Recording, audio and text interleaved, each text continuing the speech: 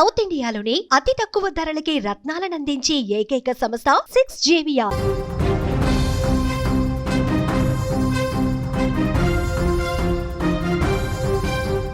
హైదరాబాద్లో మాదాపూర్లో అంజయ్య నగర్లో చోటు చేసుకున్నటువంటి ఒక ఘోర భవన ప్రమాదము ఇప్పుడు తీవ్ర దుఃఖాన్ని మిగిల్చింది. ఎందుకంటే ఈ భవనం కూలినటువంటి క్షణాల్లోనే ఆ చుట్టుపక్కల ఉన్నటువంటి ప్రజలందరూ కూడా బయటికి పరుగులు తీసినటువంటి సందర్భంలో ఇప్పుడు హుటాహుటిన అక్కడికి చేరుకున్నటువంటి పోలీసు అధికారులు, అగ్నిమాపక సిబ్బంది కానీ మిగతా రెస్క్యూ టీం అంతా కూడా ఇప్పుడు ఆ శిథిలాలను తొలగించేటువంటి పరిస్థితి కొనసాగుతుంది.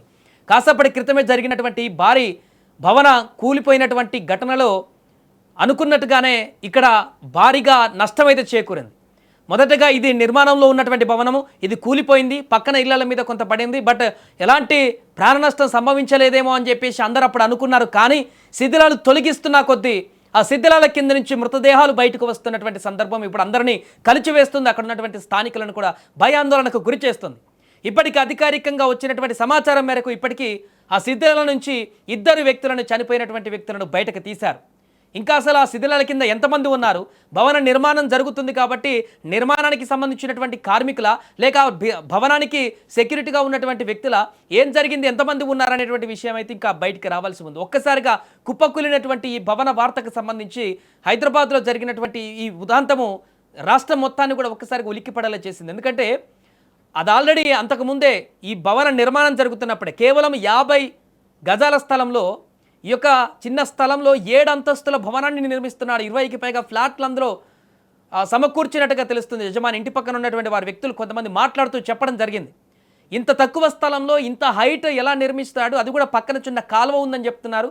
కాలువ ఉన్నప్పుడు ఆ బేస్ అనేది కూడా ఈజీగా వంగిపోయేటువంటి అవకాశం ఉంటుంది. అటువైపు కాలువ ఉంటే అది లోతులో ఉంటుంది కాబట్టి పిల్లర్లు వేసినా కూడా కుంగిపోయేటువంటి అవకాశం ఉంటుంది. ఆల్రెడీ అక్కడ ఉన్నటువంటి స్థానికులు కొంతమంది ఇంతకుముందు చెప్పారు, వీరు అపార్ట్మెంట్ కడుతున్నప్పుడు తీసిన గోతులకే పక్కన ఉన్నటువంటి వేరే అపార్ట్మెంట్ ఈ స్థలానికి ఆనుకున్నటువంటి అపార్ట్మెంట్ గోడ కూడా ఆ యొక్క తీసినటువంటి బంధాలకు కుప్పకూలిపోయిందని చెప్పేసి చెప్తున్నారు. బట్ వాళ్ళు మళ్ళీ ఆ గోడ యజమాని కట్టించాడంట.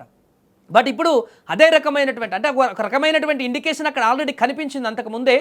ఇది సరైనటువంటి ప్లేస్ కాదు, సరైనటువంటి నిర్మాణం కాదు అనేటువంటి సంకేతం గతంలోనే ఆ గోడ కూలిపోవడం ద్వారా ఇచ్చినప్పటికీ ఈ యొక్క యజమాని అదే రకంగా ఈ యొక్క అపార్ట్మెంట్ ఇప్పుడు నిర్మించేటువంటి ప్రయత్నం చేయడం, అనుకున్నట్టుగానే అది సాఫీగా లేకుండా కుప్పకూలిపోయినటువంటి 7 అంతస్తుల భవనం ఒక్కసారిగా కుప్పకూలిపోయినటువంటి ఈ ఘటనలో ఇప్పుడు 2 వ్యక్తులు అక్కడ చనిపోయినటువంటి పరిస్థితి ఏర్పడింది.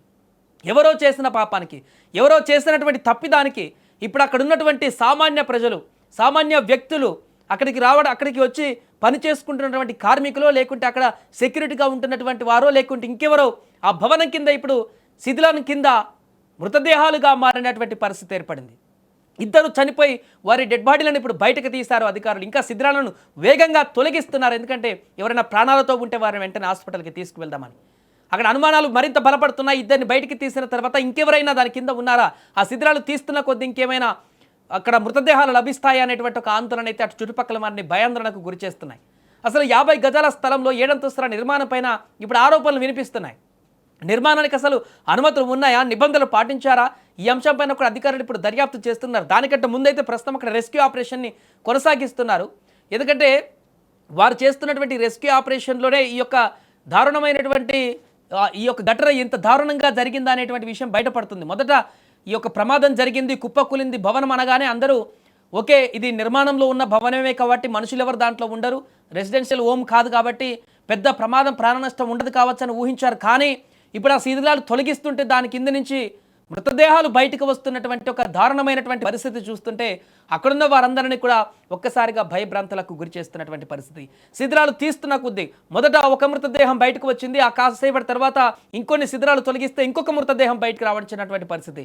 ఇంకొక వ్యక్తి కూడా వాటి కింద ఉన్నారనేటువంటి అనుమానాలు కనిపిస్తూ ఇప్పుడు శిథిలాలను తొలగిస్తున్నారు. ఏదేమైనా క్షణక్షణం ఉత్కంఠగా కొనసాగుతున్నటువంటి అక్కడ పరిస్థితి రెస్క్యూ ఆపరేషన్ చేస్తున్నటువంటి పోలీసు అధికారులను కూడా విస్తుపోయేలా చేస్తుంది. వాటిని తొలగించి అక్కడ ఉన్నటువంటి మృతదేహాలను బయటకు తీస్తున్నారు. ఏదేమైనా ఊహించని విధంగా జరిగినటువంటి ఈ యొక్క భవనం కూలిపోయినటువంటి ఘటన భారీ విషాదాన్ని అయితే ఇప్పుడు అక్కడ మూటగట్టుకుందని చెప్పొచ్చు. చుట్టుపక్కల వారందరూ కూడా ఈ ప్రమాదంలో మృతి చెందినటువంటి వారిని బయటికి తీస్తుంటే ఆ దృశ్యాలను చూసి కన్నీళ్లు పెట్టుకుంటున్నటువంటి పరిస్థితి ఏర్పడింది.